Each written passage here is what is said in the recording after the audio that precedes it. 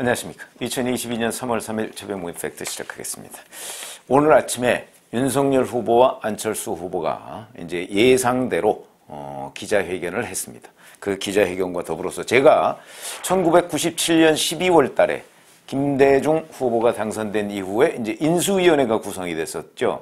그게 DJP 인수위원회였었는데 제가 그 DJP 인수위원회의 출입기자였습니다. 그래서 제가 살펴본 당시의 DJP 위원회와 오늘 윤석열, 안철수 후보의 합의문 그 내용 곳곳에 숨어져 있는 것 이런 것들을 한번 종합적으로 비교를 해서 이게 바로 그 DJP 모델이구나 하는 거를 설명을 드리겠습니다.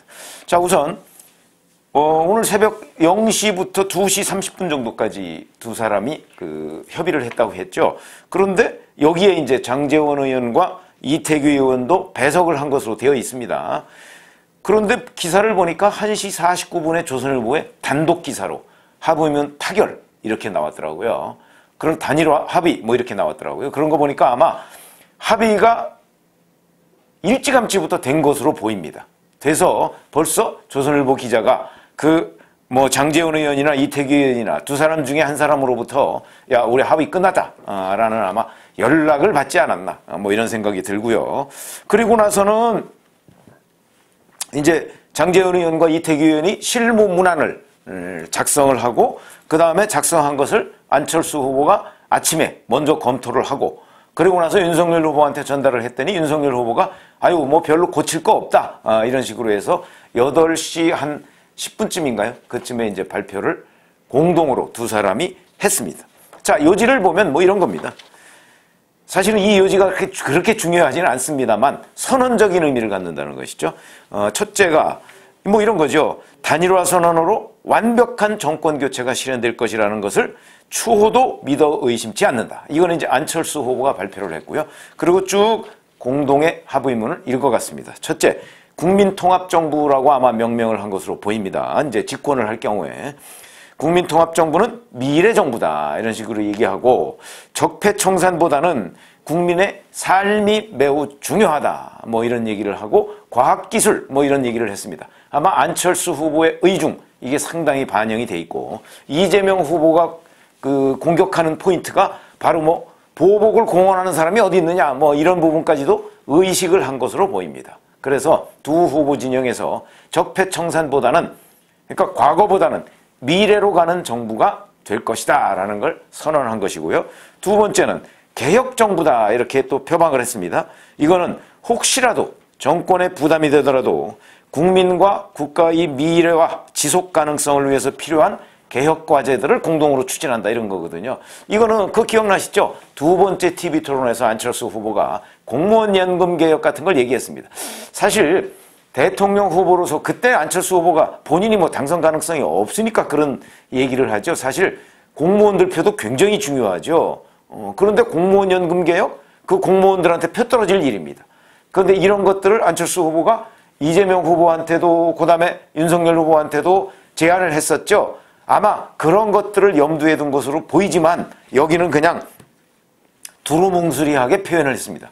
이거는 이제 공무원들의 표 이런 것들을 의식한 거라고 봐야죠. 그러나 국가 미래를 생각할 때는 사실 누가 하더라도 이건 꼭 해야 된다. 박근혜 정부가 이걸 했는데 부분적으로만 손을 댔죠.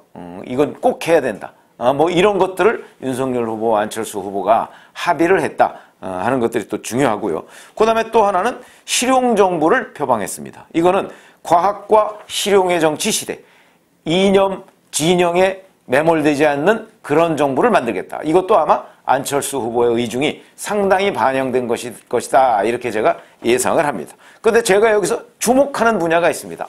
앞으로 윤석열, 안철수 공동정부라고 얘기하는 그걸 뭐 하나 만들어내야 되겠죠? DJP식으로. DJP식으로 뭔가 하나 만들어내야 될 겁니다. 이니셜을 따면 YA 이런 식으로 하든가 하나를 만들어 철석 이런 식으로 해서 철석이면 CS인가요? 뭘 하나 하여튼 만들어내야 될 것으로 보입니다만 중요하게 보는 게 안철수 후보 이제는 이제 후보에서 사퇴할 테니까 안철수라는 정치인의 미래와 그리고 공동정부의 미래와 관련해서 우리가 어떤 부분을 제일 중요하게 봐야 되느냐. 저는 오늘 이걸 제일 중요하게 봤습니다. 안철수 후보가 얘기하는 중에 자기가 정치를 한 게 10년이 됐다. 그 10년간 정치를 하고 국회의원으로서 열심히 입법 활동을 했습니다만 그걸 직접 성과로 보여주는 행정적인 업무를 할 만한 기회를 갖지 못했다. 이렇게 얘기를 했습니다. 이거는 무슨 얘기냐? 행정적인 업무를 할 기회를 갖겠다 이거죠. 윤석열 후보가 집권을 하면 안철수는 행정적인 업무를 할 기회를 갖겠다. 저는 그걸로 읽혔습니다.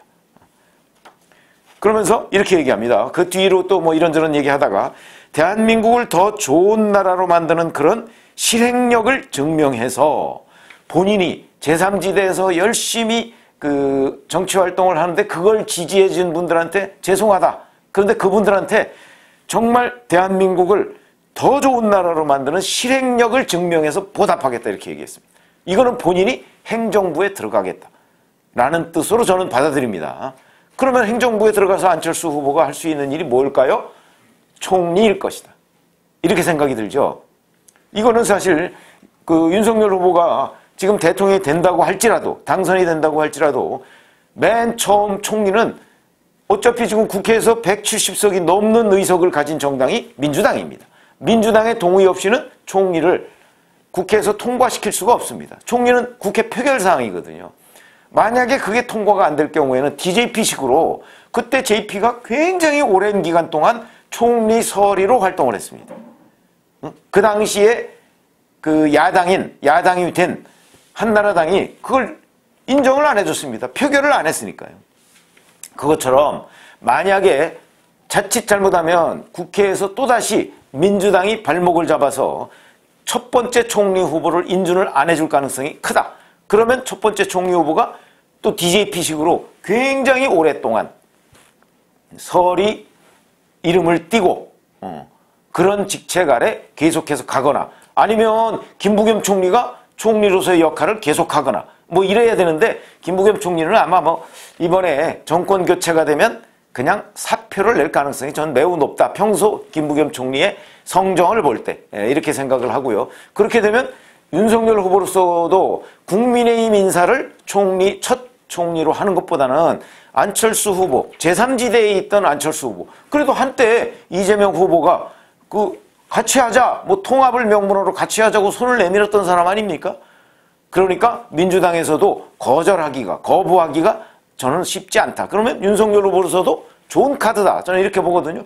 그래서 이런 안철수 후보의 말을 볼 때 총리 이 부분에 관해서 어느 정도 윤석열 후보와 안철수 후보 간에 공감대가 형성된 것이 아닌가. 저는 그렇게 이거는 뭐 무슨 미략 뭐 이런 게 아니고요. 그런 공감대가 있다. 저는 그런 걸 느꼈다. 오늘 안철수 후보의 그 설명 중에서 이런 것이고요. 그 다음에 기자들이 아니 두 후보 간에 공약이 다른 것도 많고 그동안에 안철수 후보가 윤석열 후보 공약을 비판한 것도 많지 않느냐. 특히 병사 월급 200만 원 이런 것들을 공격을 했는데 이런 건 어떻게 되느냐라고 했더니 또 안철수 후보가 이런 설명을 합니다. 그래서 인수위원회가 있는 겁니다. 함께 모여서 인수위원회에서 논의를 하면 보다 더 대한민국을 위해서 훨씬 더 좋은 안이 만들어질 수 있고 그런 시너지가 날 수 있을 거라고 봅니다. 이렇게 얘기를 했습니다. 그렇죠. 이것도 바로 인수위원회부터 공동 구성하겠다. 이런 걸 표방한 거죠. 그러면 DJP 인수위원회 때 한번 보시죠. DJP 인수위원회 대통령직 인수위원장이 이종찬 전 국정원장이었습니다. 잘 아시다시피 이종찬 전 국정원장은 과거에 민정당 출신입니다. 그리고 나서 1995년에 DJ가 영입을 해서 DJ의 대선 기획을 한 사람이죠. 그래서 그 사람을 인수위원장으로 맡긴 겁니다. 그 다음에 그 당시에 박지원 지금 현재의 국정원장이 DJ 비서실장이었고요. 그 당시 인수위원회 대변인이 김한길 전 대표입니다. 이런 점에서 본다면 거기에 그리고 뭐 제1분과 2분과 뭐 이렇게 해서 분과위원회가 몇 개 있었는데 그거를 국민회의, 새정치국민회의와 자민련이 각각 나눠서 맡았고 위원들도 다 나눠서 맡았습니다. 거의 50대 50 정도로 나눴지만 적당한 아주 중요한 자리는 DJ 진영이 차지했다. 그러면 앞으로 만약에 윤석열 후보가 대통령에 당선이 된다면 역시 DJP 인수위원회처럼 중요한 뭐 비서실장이나 이거는 결국은 그 비서실장은 그 대통령 당선인 비서실장이거든요. 그러니까 당선인 비서실장은 아마 윤석열 후보 사람이 할 것이고 당연히 그 다음에 인수위원장부터는 그때부터 이제 정말 두 사람이 합의를 해서 인수위원장을 할 가능성이 매우 높다. 그리고 인수위원회 자체가 이제 국민의힘과 국민의당의 공동 구성이 될 것이다 하는 대목을 여기서 바로 그래서 인수위원회가 있다는 안철수 후보의 설명에 담겨 있다고 보는 거죠. 자, 그런데 안철수 후보가 또 이런 얘기까지 했습니다. 이제 기자들이 그런 질문을 했죠. 이재명 후보는 뭐 다당제 어쩌고저쩌고 이런 것까지도 그 얘기를 했는데 그럼 그것도 그 정치개혁 부분에 관해서도 윤석열 후보와 합의를 한 것이냐라고 했더니 이렇게 설명을 합니다. 국민의힘을 보다 더 실용적이고 중도적인 정당을 만드는 일에 공헌하고 싶다. 이런 식으로 얘기를 했습니다. 그러나 이거는 저는 립서비스로 보는 거죠. 왜 그러냐? 안철수 후보가 만약에 정부로 들어간다면 그렇다면 정당을 개혁하는 것은 국무총리가 할 일은 아닙니다. 다만 윤석열 후보가 이제 당선이 되면 윤석열 후보한테 계속해서 건의를 해서 우리 정치를 이렇게 교체하고 개혁해 나갑시다라고 하는 제안은 충분히 할 수 있겠지만 그거는 이제 그 다음에 여러 가지의 개혁 과제들이 한꺼번에 막 몰려올 텐데 더군다나 윤석열 후보가 대통령이 당선되더라도 국회에서는 소수정당입니다. 그러니까 이 부분은 민주당의 의지가 또 굉장히 중요하다. 그런 관점에서 본다면 이거는 안철수 후보가 할 수 있는 역할은 아니지만 안철수 후보가 조연으로서의 역할은 충분히 할 수 있겠다. 뭐 이런 생각은 들어서 주도적인 역할을 하기에는 어려운 분야다. 여기에는 민주당의 협조가 필요하고 그런 점에서 본다면 새 정부 만약에 윤석열 후보가 당선이 된다면 새 정부의 대통령 정무수석 비서관의 역할이 대단히 중요하고도 어려운 상황이 될 것이다. 왜냐하면 국회는 완벽한 여소야 되기 때문에 그걸 극복하기 위한 협치 이런 것들이 굉장히 중요하죠. 만약 민주당이 사사건건 발목을 잡기로 말하면 이 윤석열 안철수 공동정부의 초반은 굉장히 어려운 국면에 처할 수밖에 없고 그렇게 되면 그 돌파하는 방법이 무엇일까? 그런 것도 이 두 사람은 고민을 해야 될 지점이다. 이렇게 생각을 합니다. 자, 그래서 이제 완벽한 DJP. 물론 DJP는 1년여간의 협상을 통해서 국민 앞에 완벽하게 합의문을 공개하고요. 그 대전제는 내각제였습니다. 내각제로의 전환. 그런데 지금 그 윤석열, 안철수, 윤안 그 공동정부의 합의문은 그런 것들이 없고 약간은 그 구체성이 떨어지는 상징적인 표현들로 가득 차 있습니다. 그러나 이것들은 아마 뭐 이면 합의라고 할 것까지는 없지만 두 사람 간의 상당한 정도의 공감대, 예를 들어서 안철수 총리 그런 공감대는 저는 있었을 것으로 봅니다. 오늘 그 안철수 후보가 발표한 그 공동 그 선언문과 그 기자들과의 문답 과정에서 드러나는 것을 보면 아 이런 공감대가 있었구나 하는 걸 충분히 저는 짐작할 수 있겠다. 물론 뭐 정치라는 건 또 수시로 뭐 하루가 다르게 바뀌는 것이긴 하지만 여하튼 오늘까지의 그런 공감대는 있었을 것으로 보인다라고 말씀을 드리고요. 자 이렇게 되면 이제 안철수 후보는 지금 이 순간부터 아까 뭐 구체적인 공동유세 계획 같은 건 조금 더 상의를 해보겠다 이렇게 얘기를 했지만 뭐 아마도 오늘부터 공동유세에 나서지 않을까. 그러면 이제 6일간 공동유세를 하는 것이고요. 사실은 뭐 내일부터 사전투표를 하게 됩니다. 그러니까 내일부터 유권자들의 뜻이 반영이 되기 시작한다. 그래서 오늘 두 사람 간의 합의와 공동선언문 발표는 투표 시작 뭐 한 22시간을 앞두고 굉장히 중요한 변곡점을 만든 것이다. 여기에서 이제 많은 유권자들 오늘부터는 여론조사를 할 수는 있습니다만은 오늘부터 조사한 여론조사는 발표를 못합니다. 그렇기 때문에 깜깜이 이런 얘기를 하지만 어제까지 조사한 거는 오늘 내일 충분히 발표할 수가 있죠. 그러나 오늘부터 조사한 거는 발표를 할 수가 없다. 이런 점에서 본다면 아마 오늘 오전 8시 좀 넘어서 발표한 윤석열 안철수 합의문 이 여파는 여론의 굉장히 빠르게 침투할 가능성이 저는 높다고 보고요. 그것이 내일부터 시작되는 사전투표. 지금 뭐 영남권을 중심으로 해서 사전투표를 하면 안 된다, 뭐 이런 기류들이 있는데 전혀 그렇지 않습니다. 이 부분에 관해서 이제 기선을 잡았다. 야권 후보가 기선을 잡았다. 이렇게 판단을 할 수가 있는 거기 때문에, 그렇다면 뭐 참관인도 있고 야권 참관인도 있습니다. 그 다음에 CCTV라는 감시장치도 있고, 무엇보다 지금 현재 중앙선관위도 이제 함부로 친문재인 정부 성향을 보이기가 쉽지 않을 거다. 저는 그렇게 봅니다. 그렇기 때문에 선관위에 있는 사람들도 보다 더 중립적으로 아마 그 판단을 내리지 않을까, 이런 생각이 들고요. 무엇보다 오늘 판단을 내려야 될 것이 바로 이재명 후보의 검사 사칭에 관한, 그 검사 사칭에 관한 소명이 거짓이냐. 뭐 제가 보기엔 완벽한 거짓입니다. 그런데 그거를 노정희라는 우리법연구회 출신 중앙선관위원장이 어떻게 결정을 할 것이냐 하는 게 주목된다, 제가 말씀을 드렸는데, 아마 경론이 있을 가능성도 있다라고 본다면, 자, 지금부터 이제 내일 사전투표에 들어갈 때까지의 그 어떤 유권자들의 요동, 이것이 굉장히 중요하고, 왜 또 중요하냐? 잘 아시다시피 이렇게 되면요, 이재명 후보를 지지하는 사람들, 뭐 흔히 얘기하면 그 사람들은 좌절할 거야, 이렇게 생각하시죠? 그렇지 않습니다. 이 사람들은 이 사람들대로 또 결집합니다.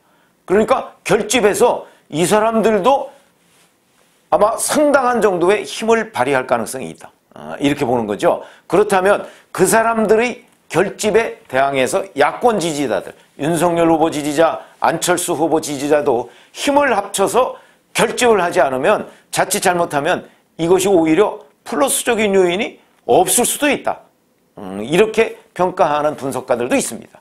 저는 뭐 그렇게 보이지는 않습니다만은 어쨌든 간에 그런 의견도 있습니다. 이런 여론의 흐름은 누가 어떻게 단정적으로 얘기할 수가 없는 거거든요. 정말 국민들 사이에 도도하게 흐르는 물결과 같은 것이다 라는 관점에서 본다면, 마지막 순간까지 윤석열 후보 지지자들은 정말 그 한순간 한순간을 놓쳐서는 안 될 것이다, 이런 말씀을 드리고요. 자, 아마 내일부터 뭐 영남권을 중심으로 해서 하여튼 많은 유권자들이 사전투표에도 나서고, 사전투표에 못하면 또 본투표에도 나서야 윤석열 후보가 당선되는데 아마 그 훨씬 도움이 될 것이다, 이렇게 생각이 들고요. 이재명 후보를 향한 표결집 뭐 이런 것들도 아마 오늘부터 나타나기 시작할 것이다, 이런 말씀을 함께 드립니다. 고맙습니다.